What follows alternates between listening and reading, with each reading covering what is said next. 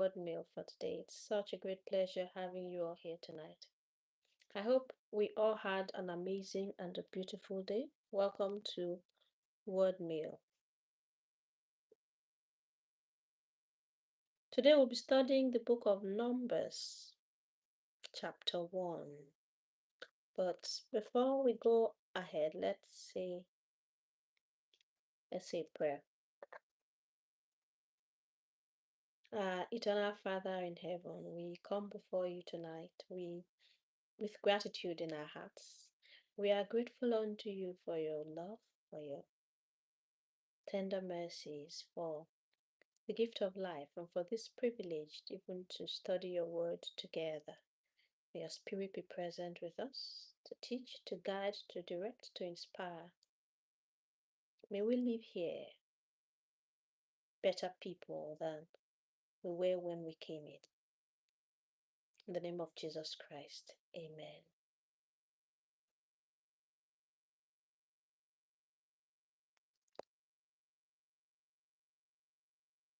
Okay, so I'll take the reading. Numbers chapter 1.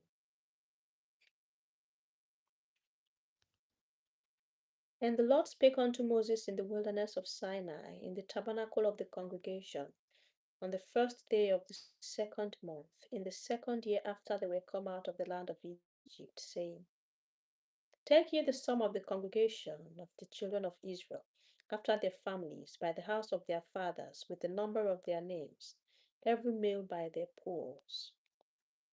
From 20 years old and upward, all that are able to go forth to war in Israel. Thou and Aaron shall number them by their armies. And with you there shall be a man of every tribe, every one head of the house of his fathers. And these are the names of the men that shall stand with you. Of the tribe of Reuben, Elizur, the son of Shedeur. Of Simeon, Shelumiel, the son of Zurishaddai. Of Judah, Nashon, the son of Aminadab. Of Issachar, Nathaniel, the son of Zuar. Of Zebulun, Eliab, the son of Helon. Of the children of Joseph. Of Ephraim, Elishama, the son of Ammihud. Of Manasseh, Gamaliel, the son of Pedazur. Of Benjamin, Abidan, the son of Gideoni. Of Dan, Ahizah, the son of Ammishaddai. Of Asher, Pagiel, the son of Okran. Of Gad, Eliasaph, the son of Deur. Of Naphtali, Ahira, the son of Enan. These were the renowned of the congregation, princes of the tribes of their fathers, heads of thousands in Israel. And Moses and Aaron took these men which are expressed by their names, and they assembled all the congregation together on the first day of the second month, and they declared their pedigrees after their families, by the house of their fathers, according to the number of the names, from 20 years old and upward, by their polls. As the Lord commanded Moses, so he numbered them in the wilderness of Sinai.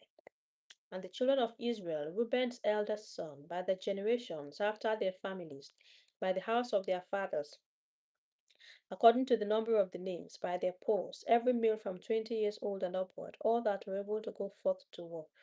Those that were numbered of them, even of the tribe of Reuben, were 40,006,500. Of the children of Simeon, by their generations, after their families, by the house of their fathers, those that were numbered of them, according to the number of the names, by their polls, every male from 20 years old and upward, all that were able to go forth to war. Those that were numbered of them, even of the tribe of Simeon, were 50,009,300. Of the children of Gad, by the generations after their families, by the house of their fathers, according to the number of the names, from 20 years old and upward, all that were able to go forth to war. Those that were numbered of them, even of the tribe of Gad, were 40,005,650. Of the children of Judah, by the generations, after their families, by the house of their fathers, according to the number of the names, from 20 years old and upward, all that were able to go forth to war.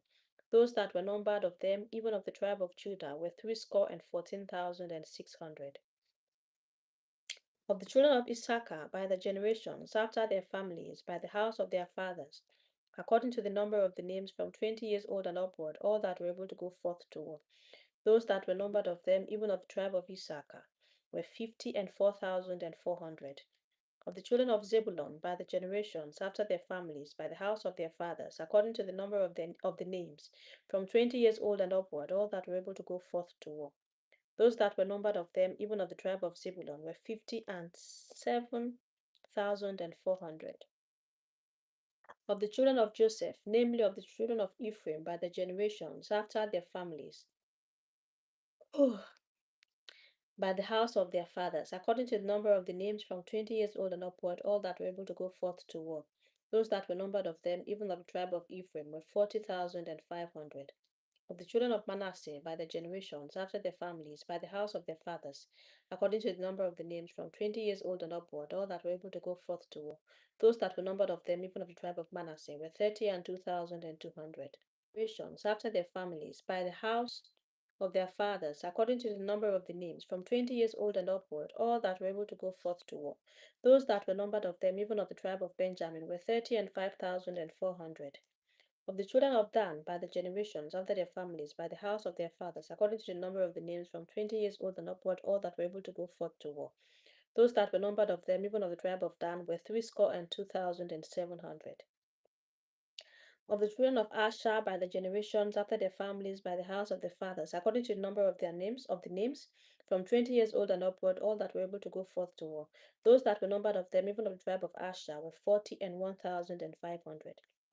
Of the children of Naphtali, throughout their generations, after their families, by the house of their fathers, according to the number of the names, from 20 years old and upward, all that were able to go forth to war. Those that were numbered of them, even of the tribe of Naphtali, were 50,003,400.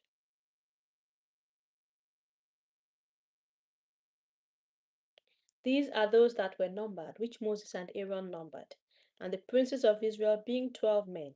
Each one was for the house of his fathers. So were all those that were numbered of the children of Israel, by the house of their fathers, from 20 years old and upward, all that were able to go forth to war in Israel. Even all they that were numbered were 600,000 and 3,550. But the Levites after the tribe of their fathers were not numbered among them. For the Lord had spoken unto Moses, saying, Only thou shalt not number the tribe of Levi, neither take the sum of them among the children of Israel. But thou shalt appoint the Levites over the tabernacle of testimony, and over all the vessels thereof, and over all things that belong to it. They shall bear the tabernacle and all the vessels thereof, and they shall minister unto it, and shall encamp round about the tabernacle. And when the tabernacle setteth forward, the Levites shall take it down. And when the tabernacle is to be pitched, the Levites shall set it up. And the stranger that cometh nigh shall be put to death. And the children of Israel shall pitch their tents, every man by his own camp, and every man by his own standard, throughout their hosts. But the Levites shall pitch round about the tabernacle of testimony, that there be no wrath upon the congregation of the children of Israel. And the Levites shall keep the charge of the tabernacle of testimony. And the children of Israel did according to all that the Lord commanded Moses. So did they.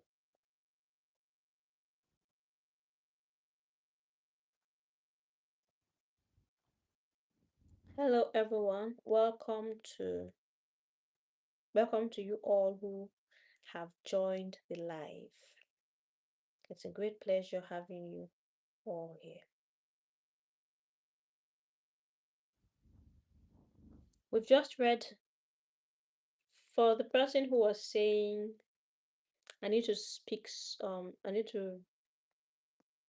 I need to be slower. I was fast because I was reading um it was repetitive. So if I wasn't fast, would spend all night here. It was just basically repeating the same thing. The only difference was the numbers.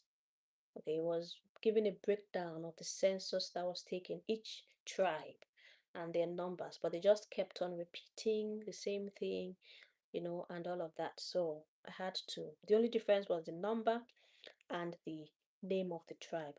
But we're done with the reading now, so let's go into the study for today. We've just read the book of Numbers, chapter 1. And in this chapter, we're told in verse 1 that the Lord spoke to Moses in the wilderness of Sinai. Okay, while Moses was in the tabernacle, and on the first day of the second month, Okay, on the first day of the second month in the second year, as after they left Egypt. That was when the Lord spoke to Moses. Now, before we proceed, I want to say something regarding the fact that said verse 1 said, and the Lord spake unto Moses in the wilderness of Sinai. In the wilderness of Sinai. Now, God can speak to you even in the wilderness. That is, He can speak to you regardless of your situation and the circumstances surrounding you. God is not a God who will only speak to you when you're in pleasant land, who will only speak to you when you're in fertile ground, who will only speak to you when you're in a garden, in a meadow. He will speak to you even in the wilderness. Now, I don't mean a literal wilderness. What I am saying is that your situation does not really matter to God. He can speak to you, He can reach out to you, He can pass information to you, regardless of where you are. Whether you're in the market, you're in your office, okay, whether you're going through the toughest time of your life, regardless of your situation, regardless of your circumstance, regardless of your location, the Lord can reach out to you, can speak to you. We're told that God spoke to Moses in the wilderness. In the wilderness. So even in your wilderness, in the wilderness of life, remember that God is there. Remember that God is there. Even when you're passing through the wilderness of life and everywhere seems dry, everywhere seems deserted, you feel rejected, you feel dejected, you're despondent. It seems as though life has no meaning. There is nothing worth living for. God can reach out to you. He is right there with you. His voice can reach you. His hands can reach you. And He will reach out to you, regardless of your situation. Maybe you're depressed. Maybe you're depressed and you feel like there's no point going on. God can reach out to you. There is no one who is too far gone that God cannot reach out to. There is no one who is so far gone that God cannot reach out to. Even if you're in the deepest part of the ocean, God can reach you. Even if you're in the wilderness, He can reach you, regardless of your situation, regardless of the circumstances surrounding you. And then we're told the very day that God spoke to Moses was on the first day of the second month. Okay, in the second year. It is important that we take note of this date because we'll meet it again in somewhere in this chapter, later on in this chapter. So it's important that we take note of this date. It was the first day of the second month of the in the second year. So if we're going by our calendar, and of course their calendar is different, but if we're going by our calendar, we would say it was on the 1st of February.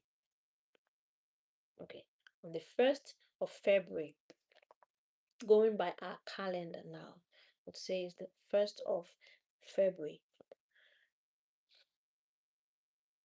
God spoke to Moses. And then what did the Lord tell him? He said, take a sum of all the congregation of the children of Israel, after their families, by the house of their fathers, with the number of their names, every male by their poles, from 20 years old and upward, all that are able to go forth to war in Israel. Thou and Aaron shall number them by their armies. In other words, the Lord was saying, take a census of all the um of all the what's it called, the men of who are within the who are up to the age of going to war, from 20 years old and above. 20 years and above. The Lord said, take a census. Now, what the Lord was trying to achieve here, what the Lord wanted Moses to achieve here, was to know the military might of Israel. Because, of course, they were on a journey, they were going to encounter enemies. Of course, they had encountered the first enemy, that that was the Amalekites, who laid ambush for them when they came out of Egypt and attacked them. But thank God, God gave them the victory. So now the Lord was telling Moses, take a census of all the men who are of the age to go to war 20 years and above. Take a census. Know your military might. Know Israel's military might. Now, to bring this home, it is important that you know your military might. Do you? Do you know your military might? How many people around you can engage in spiritual warfare with or for you? Now, that was, of course, in Israel's case, it was physical warfare. But now, we're not talking about physical warfare here, but there is spiritual warfare. Have you taken time to know your military might? Have you sat down to take stock, to number those are who are strong enough to go to war with you if the need arises? Those who can engage in spiritual warfare either side by side with you or on your behalf. Because the truth of the matter is that life is unpredictable. Life is unpredictable. You might say, oh, I'm a warrior. I'm a prayer warrior. I'm a prayer warrior. I can pray myself out of any situation and all of that. But the truth is that life is unpredictable. What if you find yourself in a situation where you cannot pray for yourself? Let's say, for example, you end up in a coma, or you are you have to be anesthetized, or what do you call it? Do you have people, or you lose consciousness, or maybe you're just tired? You've come to the end of your strength. You have prayed and prayed and you're tired of praying. Do you have people around you who can carry on that prayer for you when you're weak, when you're tired, when you're about to give up? Do you have people around you who can stand in the gap for you? Do you have people around you who can intercede for you? Do you have people around you who can engage in spiritual warfare on your behalf? In a case where you are unable to, maybe because you are not conscious, or you're in a life or death situation, your life is at stake. Do you have people? Do you know your military might? You must know that. You must. If you want to navigate life successfully without becoming prey to the enemy, then you must know your military might. Who are the people around you, or how many people around you are old enough to go to war? And by old enough here, I mean spiritually mature enough. Spiritually mature by having built themselves up by prayer, by study of the Word of God. You must have them around you. You must know that. And if your circle is weak, if you look at your circle and you find out that you don't really have such people, or maybe you don't have enough of them in a circle of about 10 people, if maybe just only one other person is um is old enough to go to war, spiritual war now, then you have a problem. You should either reconfigure that circle by bringing everyone into the fellowship of prayer, intercession, warfare. Introduce them to it. But if they are unwilling, then it is best you change your circle, because when that evil day comes, your military might will be tested. And it depends on how strong your military might. If your military might is not strong, then it is only the grace of God that will save you when that evil day comes. Only the grace of God, nothing else. The truth is that there are certain things that will happen to you that you need people who will stand and say, no, this cannot happen on my watch. Or, no, this has gone on for too long. It is enough. And will fight it in the place of prayer until a change happens. I pray that the Lord will help us to know our military might. May the Lord help us.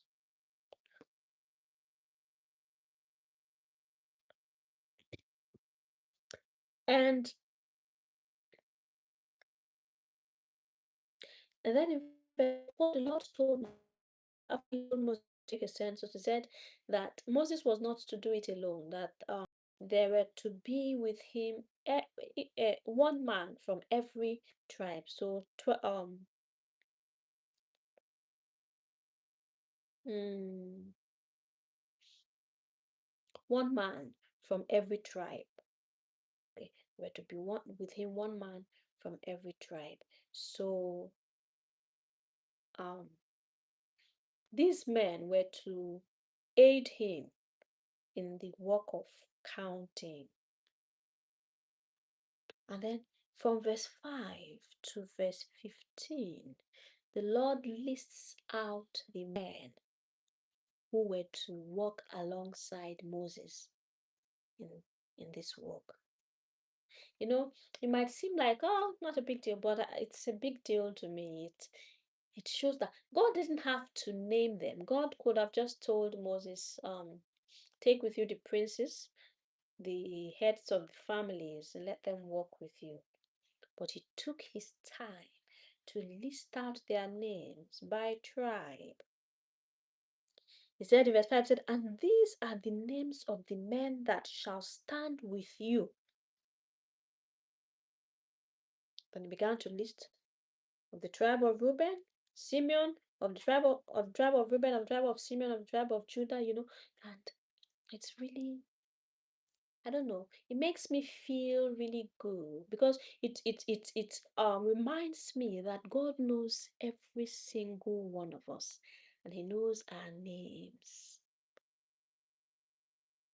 God knew the leaders of the tribes, he knew their names, and he named them by name. How beautiful is that? Named them by name. By name.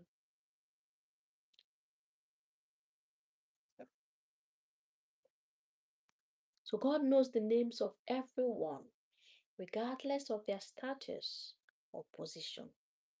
He knows their name.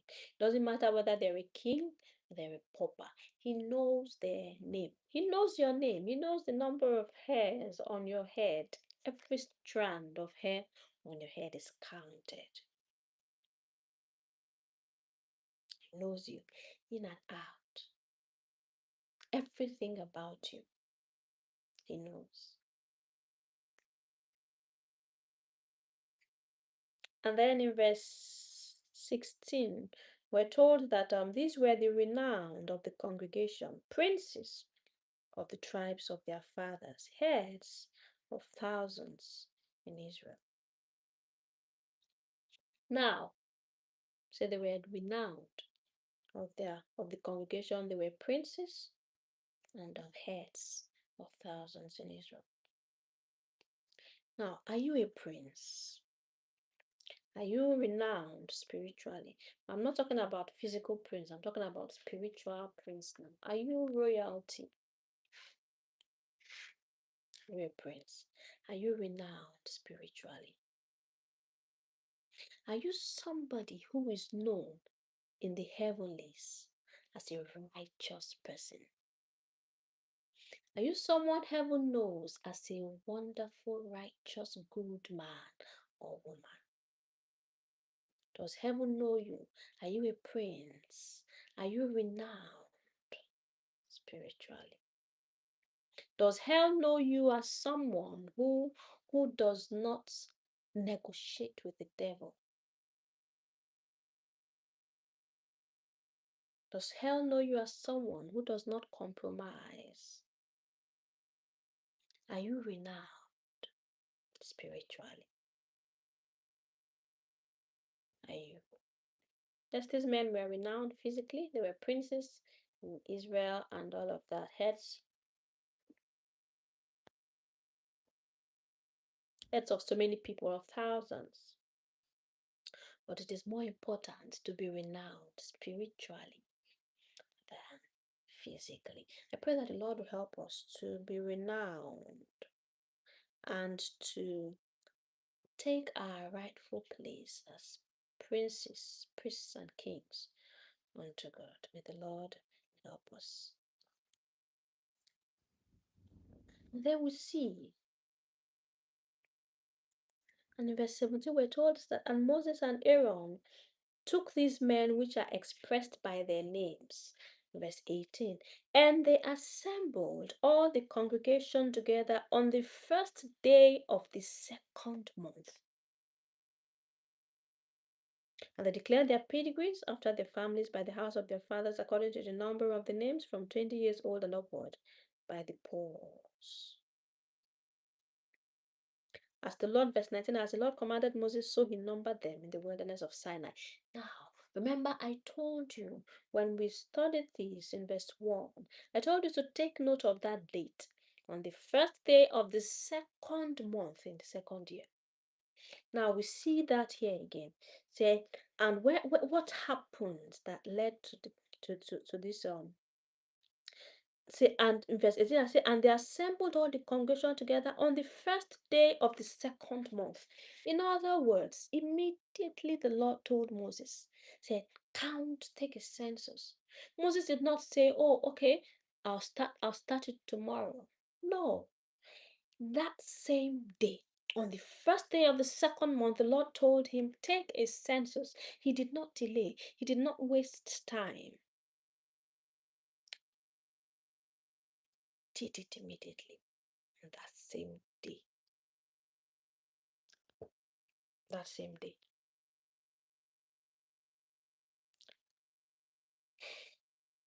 I always say this, that Moses was one prophet who was very obedient. Many people only mostly remember him. In fact, there are so many people who consider him a disobedient prophet, and that is the part they highlight, the part where he struck the rock rather than speak to it. So they highlight that part, but it is only because they have not taken their time to study the life of Moses. Moses was one of the most obedient prophets. Yes, he was. He was very obedient. In fact, those who criticize Moses can't possibly put up with what he put up with. He was, imagine being called to lead millions of people out of bondage. Not just any people, people who were stiff-necked and stubborn. It was not easy. So he was a very obedient man. The Lord told him that day, take a census, and immediately he did not waste any time. He took the census on the first day of the second month. They assembled all the congregation together, and they began to count. And we're told that from the tribe of Reuben was 46,500. The tribe of Simeon, 59,300. The tribe of Gad, 46,650. The tribe of Judah, 74,600. The tribe of Issachar, 50,000, 54,400. Of the tribe of Zebulun, 57,400. Of the tribe of Joseph, that is Ephraim and Manasseh. The tribe of Joseph, Ephraim and Manasseh, the tribe of Joseph was 40,500. Sorry, the tribe of Ephraim was 40,500. The tribe of Manasseh was 32,200. The tribe of Benjamin, 35,400. So they counted. Of the tribe of Asher, of the tribe of Dan, 62,700. Of the tribe of Asher, 41,500. Of the tribe of Naphtali, 53,400. And of the tribe of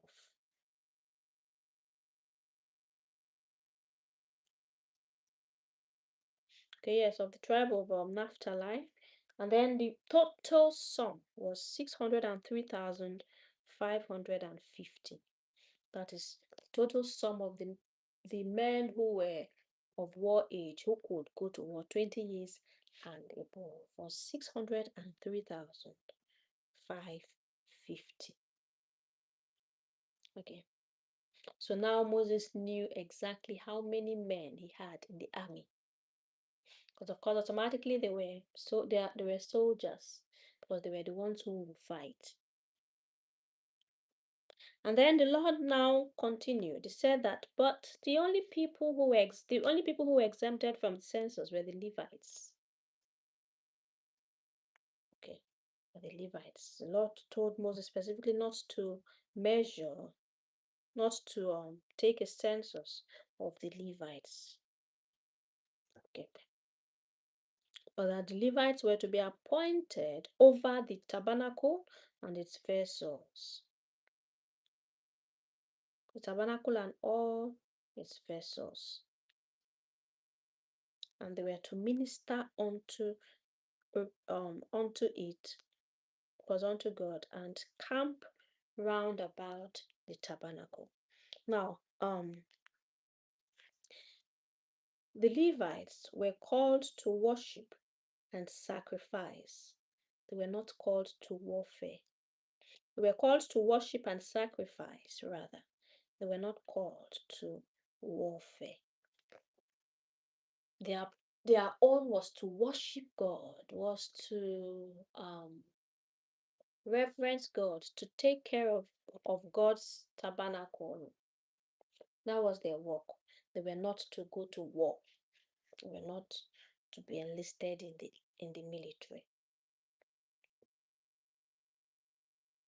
And then the Lord said that of course the Levites were to be in charge of the tabernacle. When the tabernacle is to be pitched, they will pitch it. When it is to be taken up, when they're leaving, it of course was to be taken off.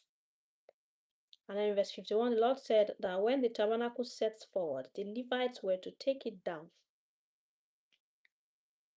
Okay, and well, of course, what I just explained, when it's to be pitched, they were to come and pitch it. And the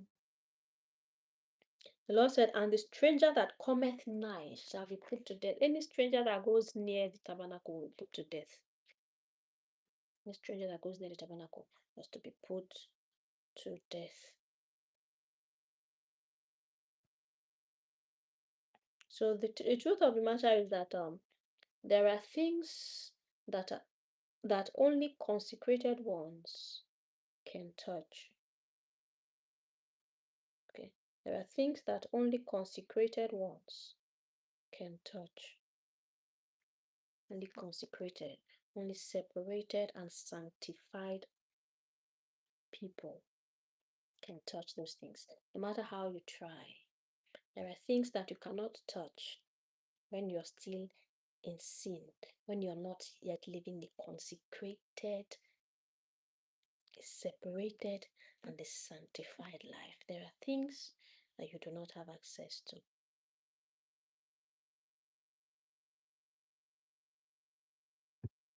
And then in verse so we see that the Levites, of course, God had separated and sanctified them unto himself. So the Levites belonged to God. Okay. And then we're told in verse 53 that the Levites were to pitch their tent round the tabernacle. Okay. And then every other person was to pitch their tent according to their families. Okay. According to their families, according to their tribes, they were to pitch their tent. Now, the thing here is that the Levites became a shield to the Israelites. Because if not for the Levites encamping round about the tabernacle, so that the glory will not be too, maybe some people would have died. But the Levites, the Lord said they should camp round the tabernacle. And of course they did. And that helped to create a shield that shielded the Israelites from the wrath of God. So that there will be no mistake. Someone will not forget scissors and say, "Oh,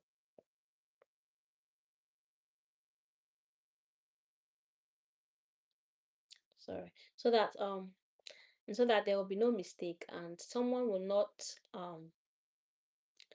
by mistake come near the tabernacle, come and touch something.